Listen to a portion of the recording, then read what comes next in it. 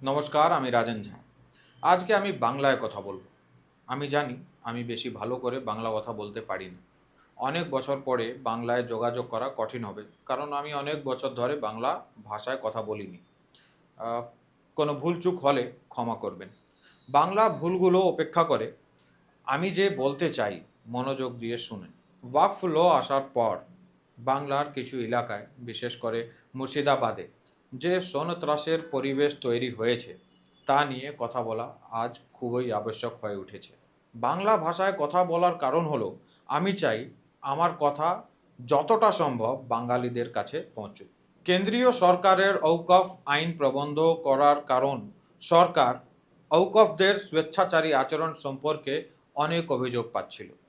আপনারা নিশ্চয়ই সংবাদপত্রের বা বিভিন্ন মিডিয়া মাধ্যমে শুনেছেন যে ওয়াকফ বোর্ড হিন্দু মন্দির এবং গ্রামগুলি দখল করতে শুরু করেছে, যেখানে একজন মুসলমান থাকে না। দাবা করা হয় পুরো গ্রামটা ঔকাফ প্রপার্টি। নিজে করে ভাবেন, এটা কি সম্ভব?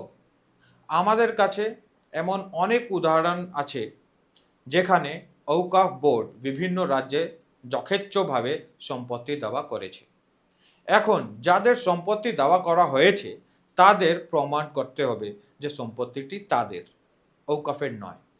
কিন্তু দাবিদার ঔকাফদেরকে কিছু প্রমাণ করতে হবে না, তাদের জন্য কেবল ধরে নেওয়া যথেষ্ট যে সম্পত্তিটি তার। এটা কি সম্পূর্ণ অন্যায় নয়? সময়ে সময়ে শুধুমাত্র মুসলমানদের সন্তুষ্ট করার জন্য কংগ্রেস সরকার ঔকাফদের এতটাই শক্তিশালী করে তুলেছে যে সেনাবাহিনী এবং রেলওয়ের পরে এটি সর্বাধিক জমি এবং সম্পত্তির মালিক হয়ে উঠেছে।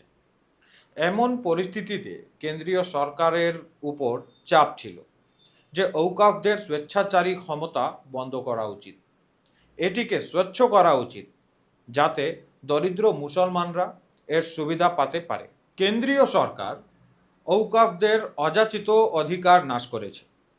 অভিযোগ অনুসার ঔকাফ বোর্ড বিলুপ্ত করা হয়নি, কিন্তু নতুন আইনটি নামার সাথে সাথেই মুসলিম তোষণের জন্য মমতা বন্দ্যোপাধ্যায় ঘোষণা করেন যে তিনি পশ্চিমবঙ্গে ঔকাফ আইন প্রয়োগ করতে দিবেন না। তারপর যা ঘটেছিল তা হলো, ইতিমধ্যেই প্রস্তুত মুসলিমরা সরকারের সমর্থন পেয়ে প্রতিবাদের নামে বেড়ে আছে, হিন্দুদের চিহ্নিত করে, তাদের উপর হামলা করে, মারামারি শুরু হয়, হিন্দুদের সম্পত্তিকে আগুন দেওয়া হয়। মমতার মন্ত্রী সিদ্দিকুল্লাহ জনগণকে উস্কি দেবার সাথে জড়িত ছিলেন। পরিণাম আপনারা জানেন। দেবদেবীর মূর্তি তৈরি করা একটা পিতা ও পুত্রকে হত্যা করা দিয়েছে। শত শত হিন্দুদেরকে তাদের বাড়ি ঘর ছেড়ে পালাতে হয়।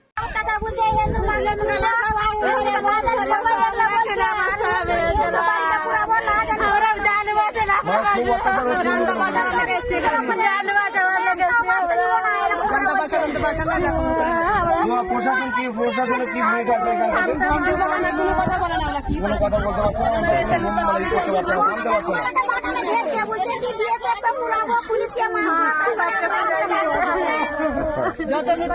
তো যাক, আপনারা কোনো টেনশন করবেন না, এখানে থাকা খাওয়ার ব্যবস্থা আছে, আপনারা যান।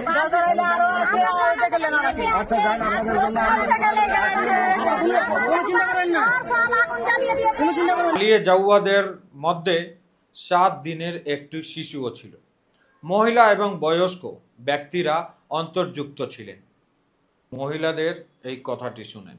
তোমাদের ইজ্জত আমাদেরকে দিয়ে দাও, তোমাদের স্বামীদেরকে বাঁচতে দিব, তোমাদের স্বামীদেরকে রক্ষা করতে যে তোমাদের ইজ্জত আমাদেরকে দিয়ে দাও, তোমাদের স্বামী সন্তানকে রক্ষা করব। আমরা নিজের ইজ্জত আমাদের স্বামী সন্তানকে দিব না, ওনাদেরকে দিব, ওনাদের হাতে সঁপে দিব। এইগুলো আমাদের পরিস্থিতি। কি বলছেন? এত ভয়ঙ্কর কথা বলছেন। কি বলবো আর বলেন, আর কি করেই বা যাবো, আর কোথায় বা যাবো, আর কোথায় বা গিয়ে দাঁড়াবো বলে। বলছে নিজের ইজ্জত দাও আর নিজের স্বামী ছেলেকে বাঁচাও। তাদের বলা হচ্ছে যে যদি তুমি তোমার সন্তান এবং স্বামীকে রক্ষা করতে চাও তাহলে আমাদের সাথে ধর্ম নষ্ট করো। যদি তোমরা কেন্দ্রীয় সরকারের ডিসিশন থেকে অসন্তুষ্ট তাহলে তুমি হিন্দুদেরকে মারবে, মহিলাদের ধর্ম নষ্ট করবে। আপনারা ভাবেন এটা কত উচিত? বিষয়টি আদালতে আছে, কিন্তু মমতা বন্দ্যোপাধ্যায় ইতিমধ্যেই এটি নিয়ে রাজনীতি করছেন, যা মোটেও তার বিষয় নয়। কারণ এই আইনটি সংসদের লোকসভা ও রাজ্যসভা উভয় পক্ষে পাস হওয়ার পর এবং রাষ্ট্রপতি কর্তৃক অনুমোদিত হওয়ার পর একটি সাংবিধানিক আইন পরিণত হয়েছে। মমতা বন্দ্যোপাধ্যায়ের মনে রাখা উচিত যে কিভাবে বাংলা এবং বাঙালিরা বাংলাদেশ থেকে রক্ষা পেয়েছিলেন। সমগ্র বাংলাকে বাংলাদেশে অন্তর্ভুক্ত করার ষড়যন্ত্র করা হয়েছিল। আজ মমতা ব্যানার্জি সেই সব মুসলমানদের সবচেয়ে বড় সমর্থক হয়ে উঠেছেন, যাদের থেকে বাঙালি সংস্কৃতিকে রক্ষা করা হয়েছিল। এত কিছু পরেও মমতা পশ্চিমবঙ্গে ঔকাফ আইন নামতে না দেওয়ার কথা বলছেন এবং মুসলমানদের সাথে কঠোর ব্যবহার, কঠোর আচরণ করার পরিবর্তে তিনি তাদের কাছে আত্মসমর্পণ করে দিয়েছেন। একজন বাঙালি হিসেবে আপনাদেরকে ভাবতে হবে যে পশ্চিমবঙ্গের রাস্তায় বাঙালি সংস্কৃতি, বাঙালি সঙ্গীত এবং বিশ্ববিখ্যাত দুর্গাপূজার জন্য মানুষ বেরোবে, কি হিন্দুদের সম্পত্তি দখল করার ওই কাফের জন্য? এই ভিডিওটি দেখুন।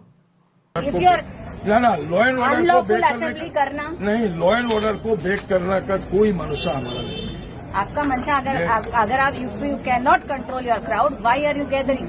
That is the question. Gathering You ये- cannot control. तो Okay, ज्यादा बात नहीं करेंगे. We will take legal course of action, and you please try to in future that they will not do such a thing. That's all. Now, whoever has done the mischief, we will take action. That's all. देखिए ऐसे धमकी मत दीजिए। धमकी नहीं दे रहे नहीं, sir. मेरे We को are धमकी as a law नहीं, abiding आप मुझे Sir, धमकी मैं मत नहीं दे दीजिए। रही. आप धमकी First of all, नहीं, धमकी जो मत हुआ है दीजिए हमको। उसका- नहीं, नहीं, हमको we are taking धमकी that. मत दीजिए। मैं धमकी नहीं दे रही. हाँ, अब ये भी सोच लीजिए, धमकी मत दीजिए। 1000 लोग देख रहे हैं. 1000 लोग नहीं है, 50,000 लाख लोग हम यहाँ इकट्ठा कर सकते हैं। आप कर सकता है। आप ऊंचे आवाज में बात कर रहे हैं. नहीं, একবার ভাবুন, বাংলায় এখন মুসলমিরা পুলিশদের ধমকি দিচ্ছে। তারা বলছে যে তারা এখনোই 50,000-এর ভিড় জড়ো করতে পারে। টিএমসির অন্যান্য মুসলিম নেতারাও একই ধমকি দেন, ভিড় জমা করার ধমকি। ভিড় জমা করার পরে কি বাঙালিদের উপর প্রহার? ভাবেন মমতা ব্যানার্জি যে আগুন থেকে খেলছেন তা থেকে বাংলার কতটা ক্ষতি হতে পারে। যে মুসলমান আজকে পুলিশদের, বিএসএফকে কিছু ভাবছে না, তারা আম জনতাকে কি করতে পারে? আমরা সেটা মুর্শিদাবাদে দেখছি, আমরা নর্থ দিনাজপুরে দেখছি।